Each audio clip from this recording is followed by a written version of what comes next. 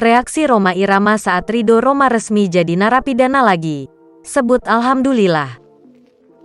Anak Raja Dangdut, Rhoma Irama, Ridho Rhoma kembali harus masuk bui. Kasusnya pun sama, yakni soal penyalahgunaan narkoba. Hakim Pengadilan Negeri Jakarta Utara telah memberi vonis pada Ridho Rhoma. Ayahanda Ridho Rhoma, Rhoma Irama buka suara terkait vonis putranya selama 2 tahun kurungan penjara. Ia mengaku sudah mengetahuinya. Rhoma Irama menegaskan dirinya terus mengikuti proses persidangan Ridho atas kasus narkoba selama ini. Ia menyebut proses persidangan berjalan lancar dan putranya didampingi pengacara keluarga. Meski sudah tersandung untuk kedua kalinya, Rhoma memastikan dirinya tidak akan meninggalkan Ridho 2 tahun ke depan karena harus menyelesaikan dan mempertanggungjawabkan perbuatannya.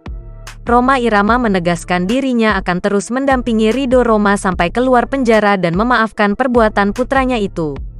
Diberitakan sebelumnya, Ridho Rhoma ditangkap Sat Narkoba Polres Metro Pelabuhan Tanjung Priok di sebuah apartemen di kawasan Jakarta Selatan, Kamis, tanggal 4 Februari tahun 2021.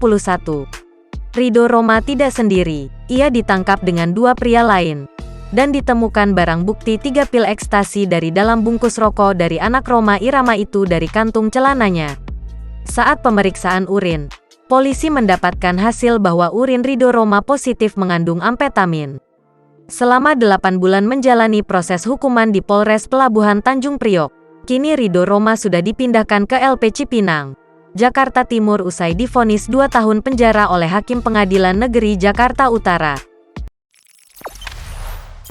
Jangan lupa subscribe, share, komen, dan like ya!